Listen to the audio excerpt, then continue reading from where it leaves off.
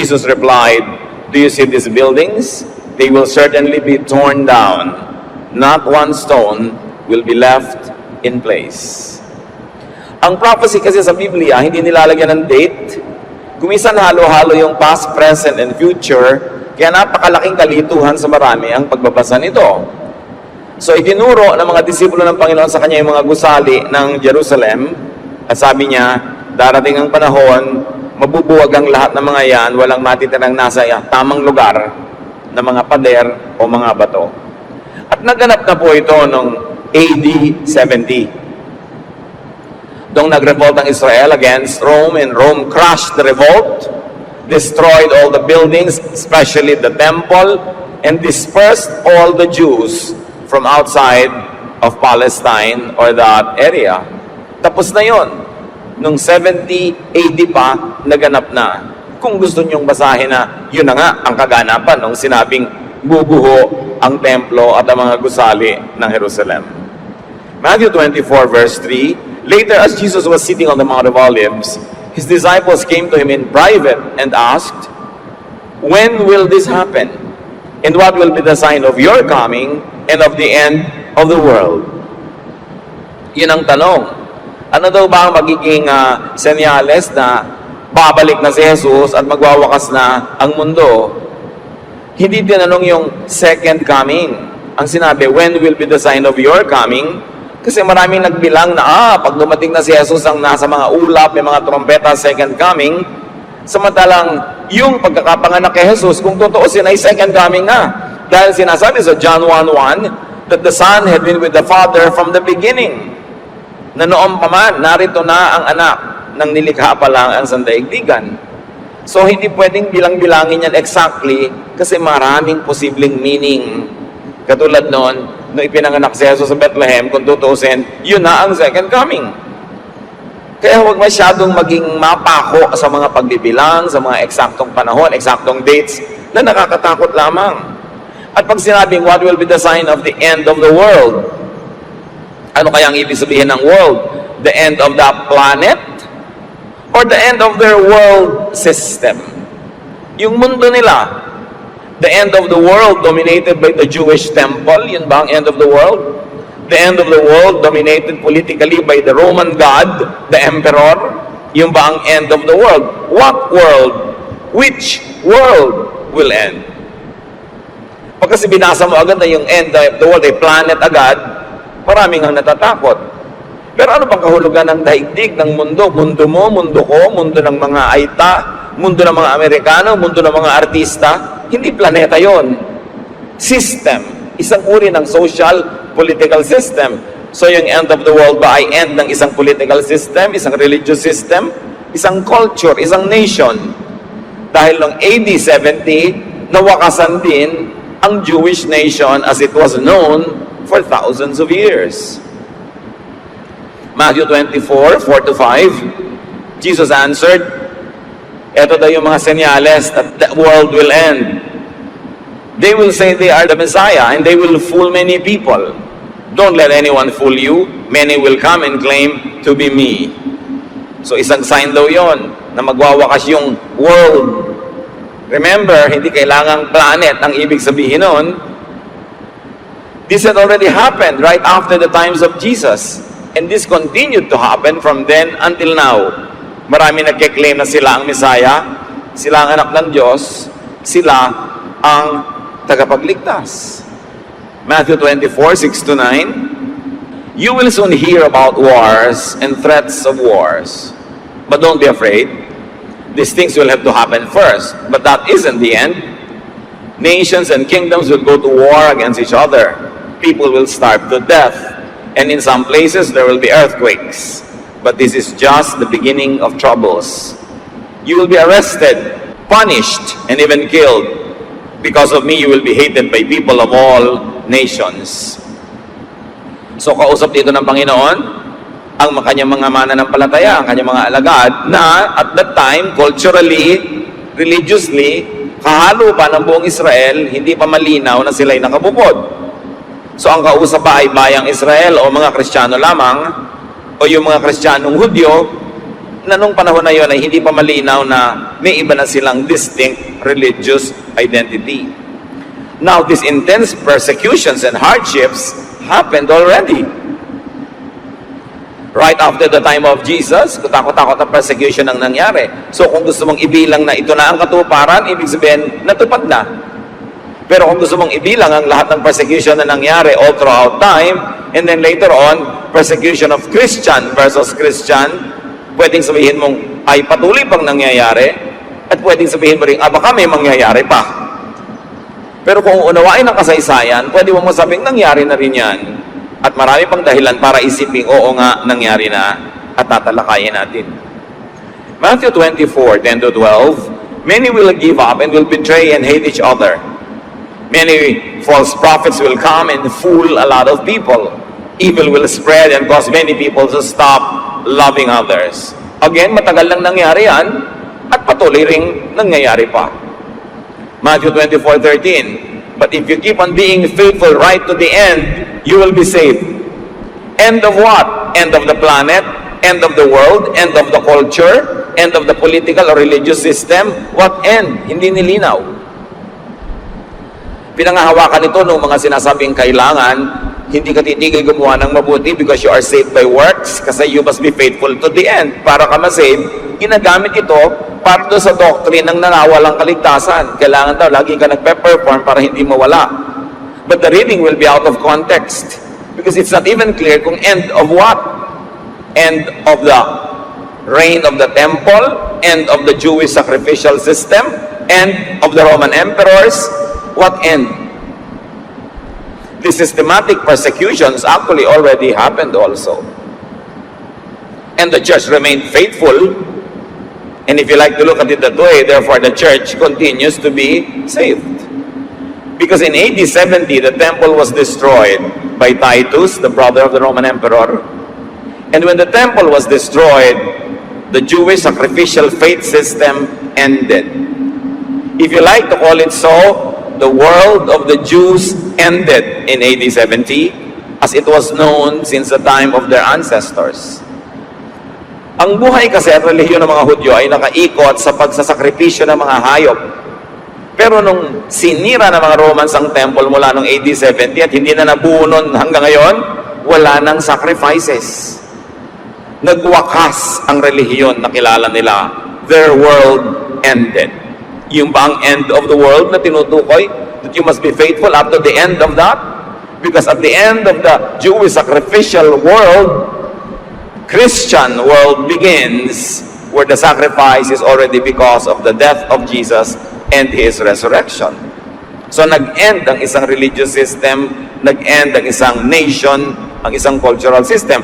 At kahit nabuo pa uli yung Israel noong 1940s, hindi na siya katulad ng dating Israel, wala nang templo, wala nang sacrifices of animals, kaya mga modern day Jews ngayon and Israelites were not even like their ancestors. Hindi na rin sila, kasi Jewish, at lalo na bang hindi sila Christian, kaya ibang-iba na ang identity nila. That identity, that world already ended in AD 70.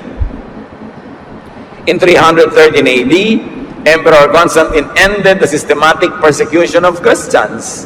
Yun ba ang end of the world? The end of the world where there is persecution. If you survive through that, if the church survives through that, the church will survive all throughout time. It will be saved. Yun ba ang kahulugan nun?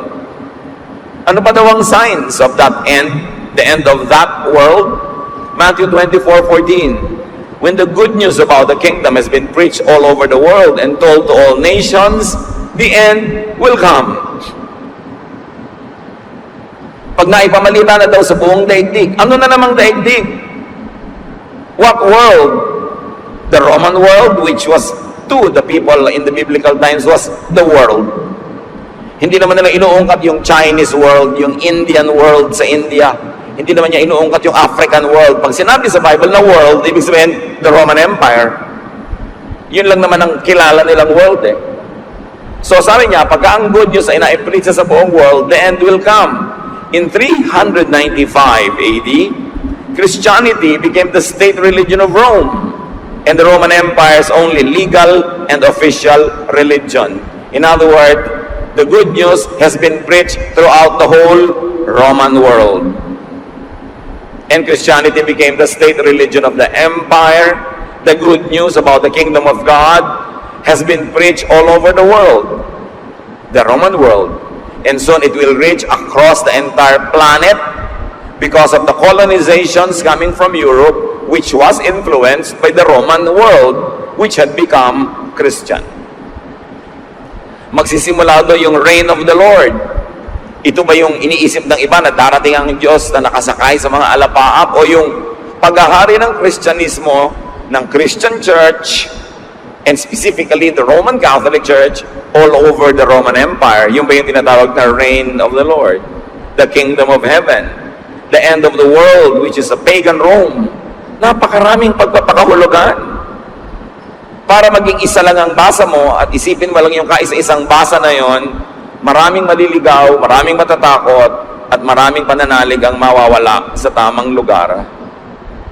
Ito ba ang tinatawag na Christ's triumphal return? Yung hinihintay pa natin? O yung nagtagumpay na ang Christian Church over the pagan world of Rome, na yung dating empire ng Rome, yung emperor ang bida, tas biglang naging si Kristo ang bida nung naging Christianized ang buong Europe? Maraming paraan ng pagbabasa ng kasaysayan at pagpapakahulugan sa prophecy. Matthew 24:15-20.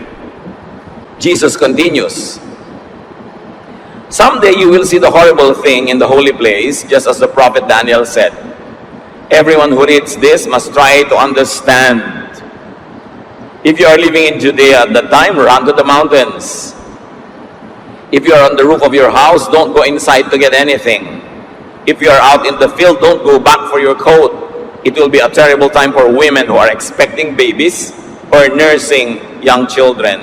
And pray that you won't have to escape in winter or on a Sabbath." So ano ang tinutukoy dito? What end of the world ang nakakatakot?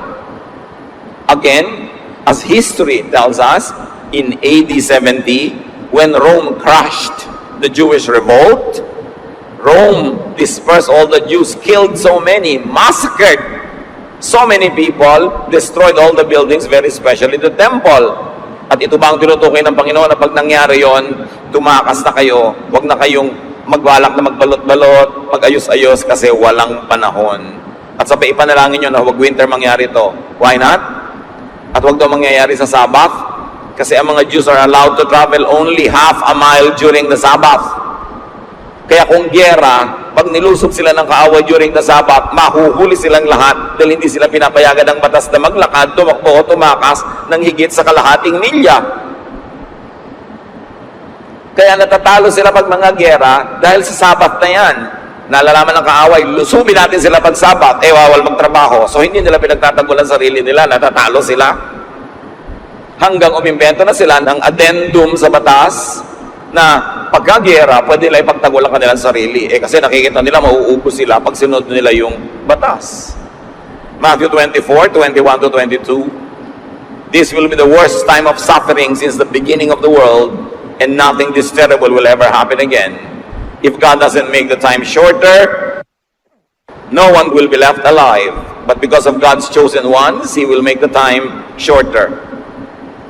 So beginning of the world, beginning of the planet ba yun? O beginning of the Jewish world, the Jewish nation? Na wala silang makikita ng ganong suffering. Dalawang sufferings ang nakatala sa history na sobrang grabe at parehong nangyari na sa bayang Israel. Yung nangyari nung 70 AD and right after it, the dispersal of the people, na nawalan sila ng sariling bayan. Noong 1948 lang sila uli nabuo. 1947, mga panahon na yan. Or during the time of Hitler, when 6 million Jews were annihilated. Pinatay, minasaker, inubos. So that end of the world could be the end of the Jewish sacrificial system, the end of the old Jewish world, which is just said to be the end of the world. Noong AD 70, natalo, dinurog ng Roma ang Israel. At noong AD 82, nagpagawa sa Roma ng isang ark, isang napakagandang memorial sa tingin nila ng pagkapanalo ng mga Romans At hanggang ngayon, kung nagta-travel kayo sa Rome, makikita nyo pa yung ark na yan, the Ark of Titus. Ginawa 12 years after Jerusalem was destroyed.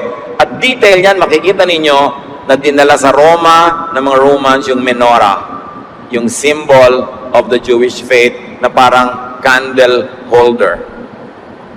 There is a detail in that monument showing the people carrying the menorah. Yang detalye na yan, makikita nyo kung naglalakbay kayo sa Roma at kung alam nyo kung anong dapat yung puntahan pag nasa Roma kayo.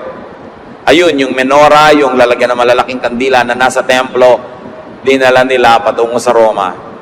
Nagwakas ang Jewish sacrificial system. Nagwakas yung kanilang world.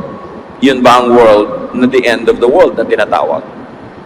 And from 1930 AD up to 1945, there was a systematic persecution and killing of Jews that ended in 6 million Jews perishing. By the way, and this has nothing to do with the lesson, but it's important, nung inuubos ni Hitler ang mga Jews sa Europa, ang buong mundo ay nagbulag-bulagan. Walang nanindigan para sa mga Hudyo. Walang tumutol, walang kumibo, walang nangahas na sumangalungat kay Hitler, liban sa Pilipinas. The Philippines opened her doors to Jewish refugees. Si President Manuel Quezon, binuksan ang Pilipinas para sa mga Hudyo na inuubo sa Europa, pwede silang magpunta dito. At pinagkaguluhan ang Philippine visas. Ang visa na ibinibigay ng Pilipinas para makapunta ang mga Jews sa Pilipinas at makaligtas kay Hitler ay pinilahan. Napakaraming naligtas. At sa Maynila, mayroong indignation rally led by Senator Quintin Paredes. The only rally in the whole world for the Jews against what Hitler was doing to them. Kaya si Quezon, ang nailigtas ng policy ng Pilipinas ay higit pa daw sa Schindler's List. Alam niyo yung tungkol kay Schindler, yung isang napakarami niyang nailigtas sa mga Hudyo. Yan mga listahan ng mga pangalan na nailigtas ng Pilipinas. Nanirahan sila dito, binigyan sila ng mga lupa, mga lupain, mga negosyo para sila makapanahimik. Kaya marami mga Hudyo sa Maynila noong araw. At sa Taft Avenue, meron pa sila dyan na synagogue hanggang ngayon. Walang bansa na nagbukas sa kanila nila niyan. Kaya naman bilang pagkilala dyan, nitong 2009, June 21, ay pinasinayaan ang monumento sa Tel Aviv called Open Doors. Yan. 3 malalaking pintong bukas, Luzon, Visayas, Mindanao, na tinakbuhan ng mga Hudyo para sila makaligtas. At ito ay ginawa ni Junye, isang taga Los Baños na artist. At pinasinayaan noong 2009. Kung pumupunta kayo sa Tel Aviv, puntahan nyo ang monumentong ito ng Pilipinas bilang pagkilala ng mga Hudyo sa tulong na ibinigay ng ating bansa sa kanila nung sila ay nagigipit. Napaka-importanting unawain ang kasaysayan. So ang mga Hudyo ay dumanas na ng napakaraming end of the world kung tutuusin, ng napakaraming persecution, maging ang mga Christian Jews, and then later on, maging Gentile Christians. Kaya alin ang tinutukoy? Kaya ang sabi nga ni Jesus, not even the Son knows. Hindi naman para alamin kung kailan yan. Hindi naman yan ang topic na dapat kang matakot, dapat laging yan ang isipin mo at laging laman ng iyong utak.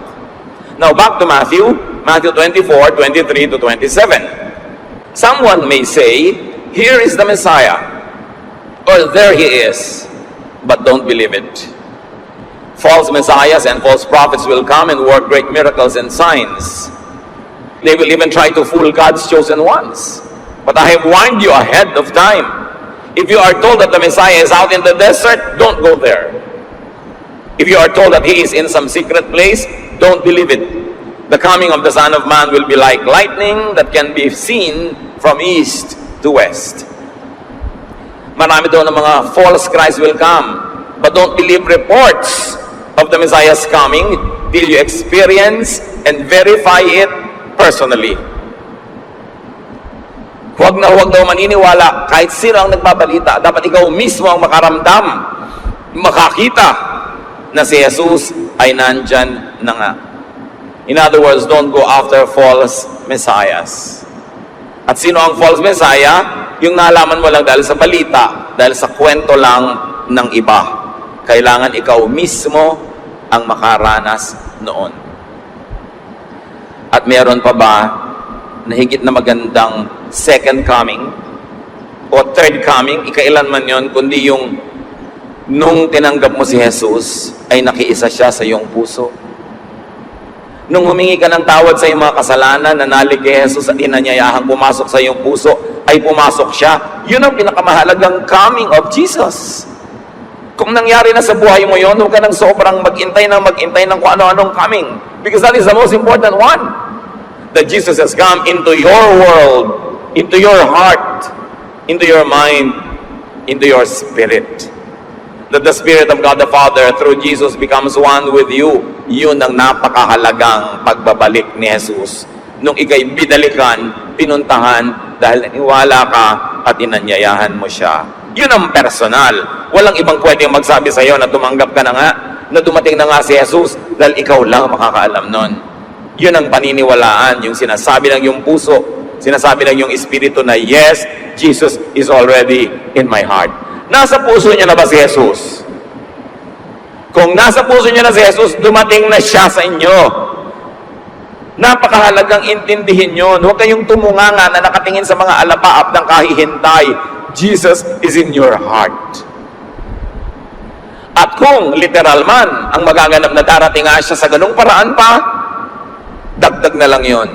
Ang mahalaga, dumating na siya sa puso nyo. Bago pa man maganap yung cosmic, universal event na yon, dapat mangyari na sa puso mo personally. So kung tinanggap mo na si Jesus, nag-second coming na sa iyo, sa puso mo, sa iyong sariling espiritu. Balik tayo sa pinag-uusapang end of the world daw na yan. Matthew 24:29-31. Right after those days of suffering, the sun will become dark and the moon will no longer shine. The stars will fall and the powers in the sky will be shaken.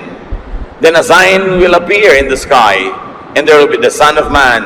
All nations on earth will weep when they see the Son of Man coming on the clouds of heaven with power and great glory.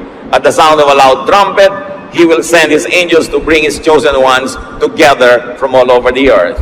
Ito yung laging inaantay ng iba at kinakatakutan ng iba pa. Maganap man yan, literally, symbolically, whatever, ang mahalaga, naganap na sa puso mo, na tinanggap mo na si Jesus bilang Panginoon at tagapagligtas. Day of celebration na lang kung maganap itong event na ito. Dahil iipunin na niya yung mga nasa kanya na. Pero ang mahalaga, nasa inyo na ba si Jesus? Pinanaligan na ba, tinanggap sa puso, sa simpleng panalangin? Nagbukas sa ba tayo ng ating buhay kay Jesus?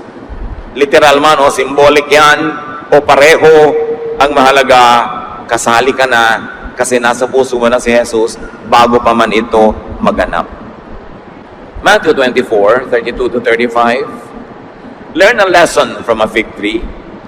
When its branches sprout and start putting out leaves, you know that summer is near.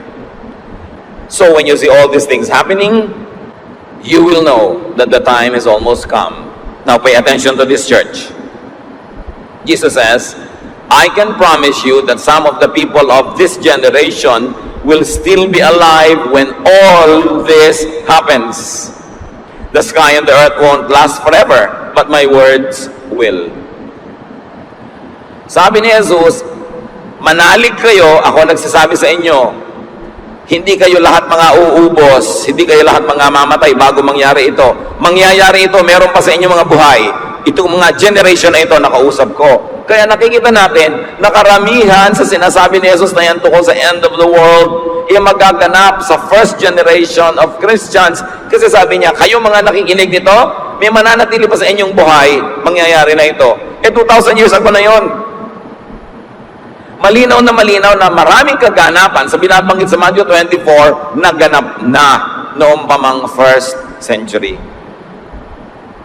At dahil hindi natin nauunawa ang sinasabi ng Scripture, abang tayo ng abang sa mga bagay na nangyari na pala. Bagamat, hindi naman imposible may mga elemento ito na patuloy na naganap at magaganap pa, at meron namang nananatiling magaganap pa lang. Pero ang karamihan, sabi ni Jesus, makikita ninyo, you will witness in your lifetime. Sino yung kausap niya? Mga tao noong AD 27, 28, 29, 30. Noong mga panahon lang na yon. Kaya maraming naganap na. The events described mostly had happened already.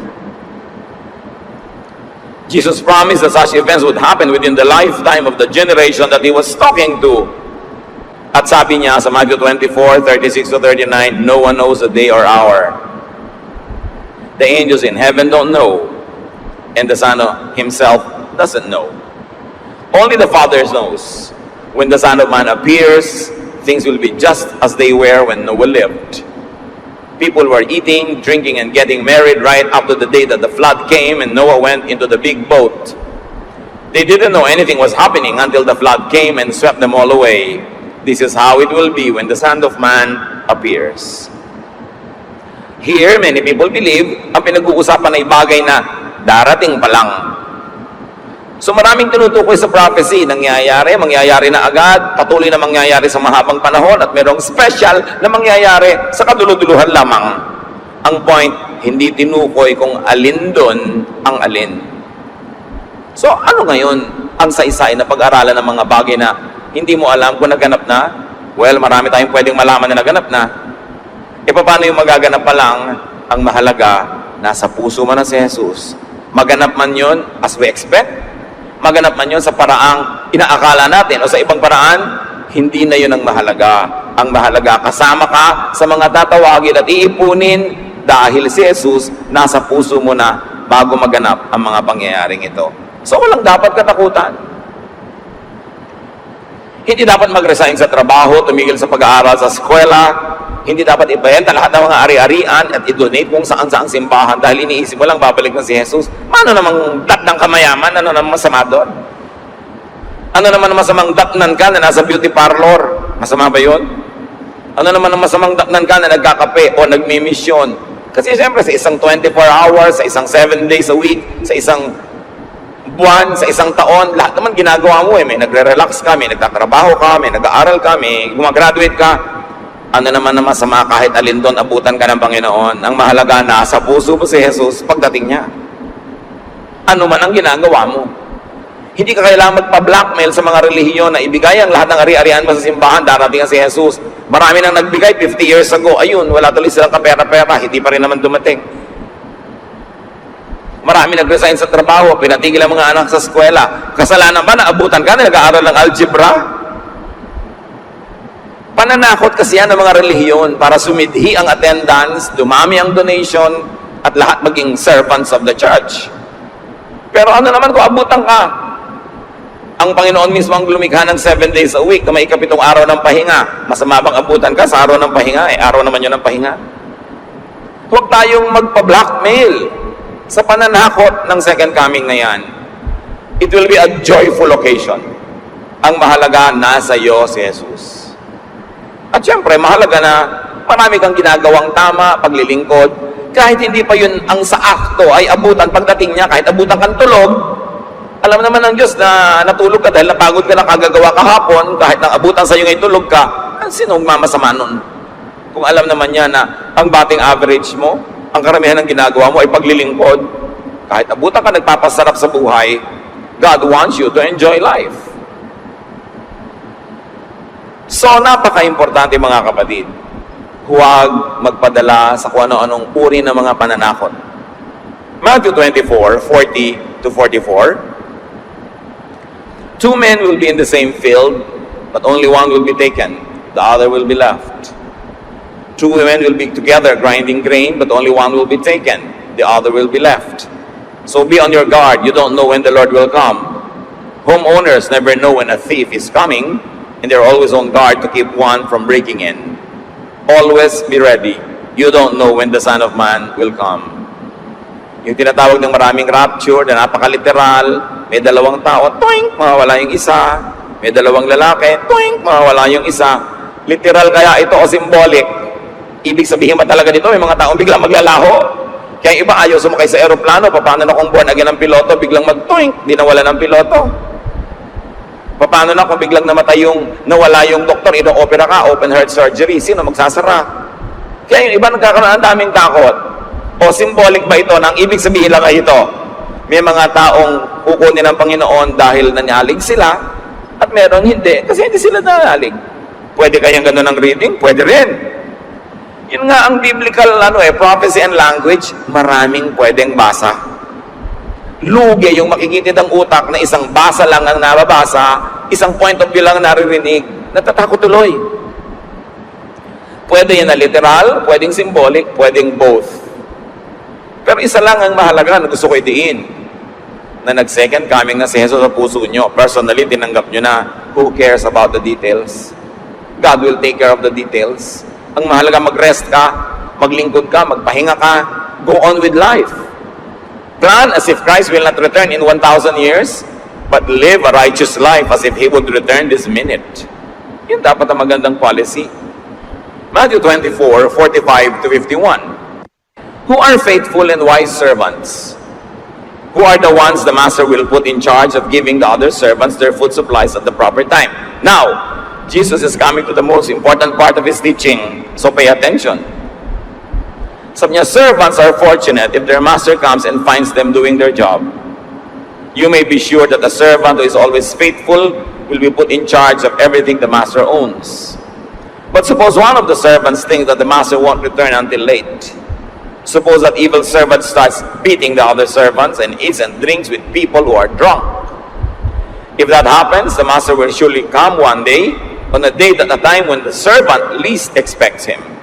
That servant will then be punished and thrown out with the ones who only pretend to serve their master.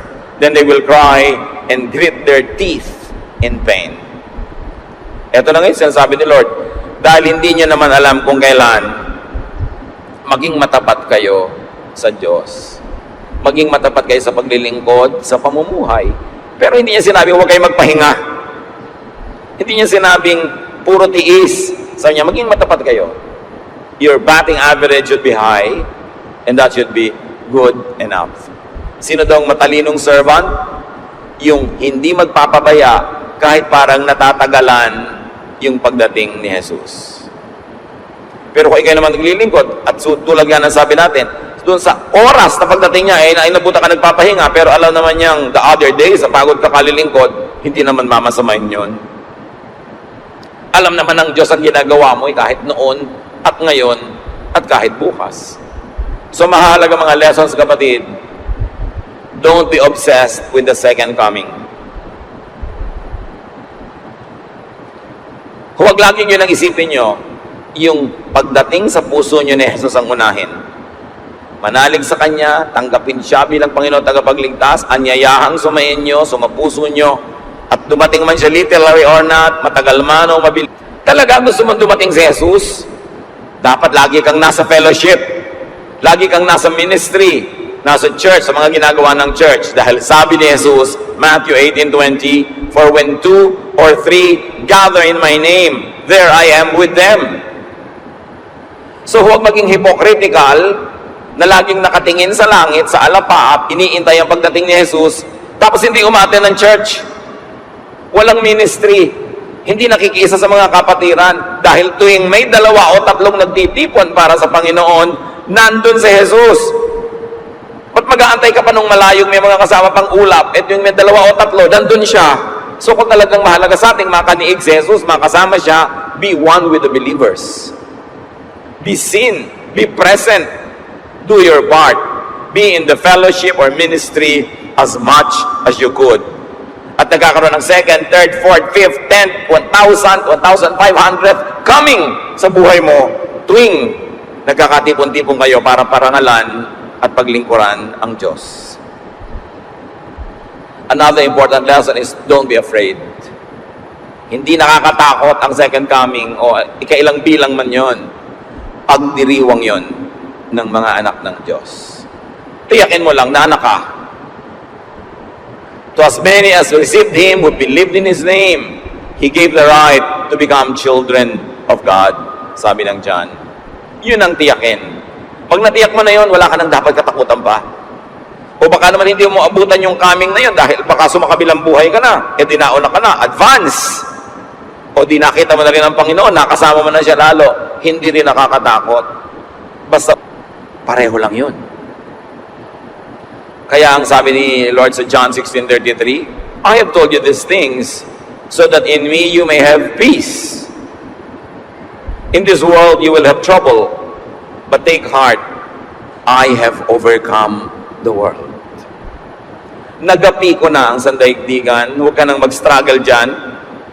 Sumunod ka na lang, makiayon ka na lang, at ano man ang mauna, enjoyin mo na lang.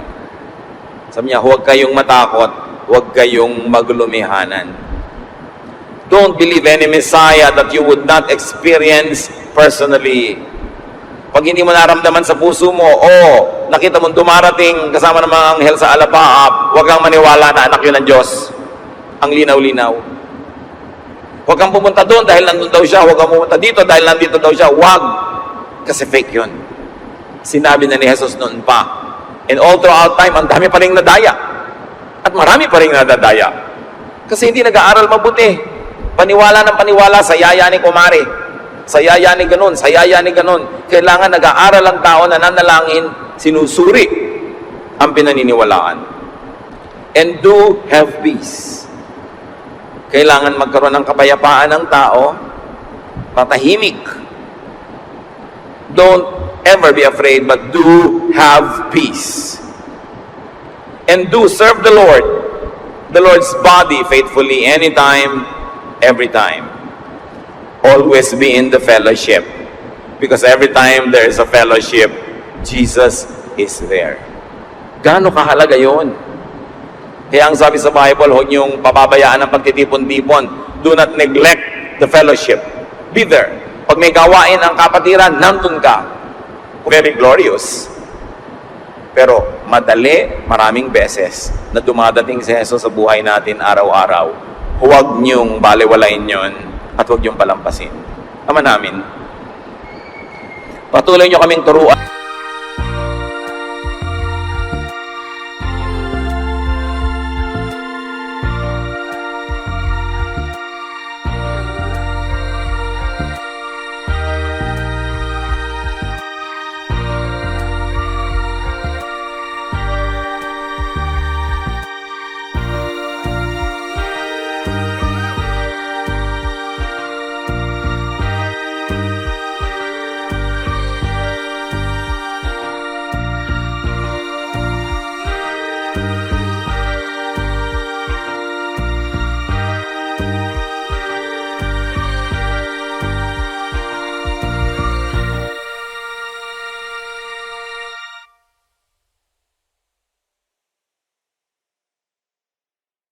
Ng mga naliligtas at sa personal na buhay din namin, kami nasisiyahan. Dahil yun ang yung looban nyo para sa amin. Patawarin nyo kami sa aming mga pagpapabaya. Patawarin nyo kami sa pakikinig sa mga kung ano-anong sabi-sabi na nakakatakot. Patawarin nyo kami kung nawawalay ang aming paningin at titig sa inyo at napupunta sa mga bagay na hindi naman dapat sundin o sundan. Patuloy nyo kami bigyan ng kaliwanagan para makapamuhay ng tama, maayos, at mapayapa. Pagbulay-bulayan pa natin mga kapatid ang kahulugan nito sa personal na buhay natin. Panginoon, sa katahimikan na yung mga anak ay nakikipagniig sa inyo. Bigyan nyo ng mga personal na tagubilin, mga personal na guidance, kung ano ang dapat gawin sa nalalabing panahon ng buhay na ito, ng mundong ito, ng world as we know it, so that we may give you glory and that we may benefit from the life that you give us.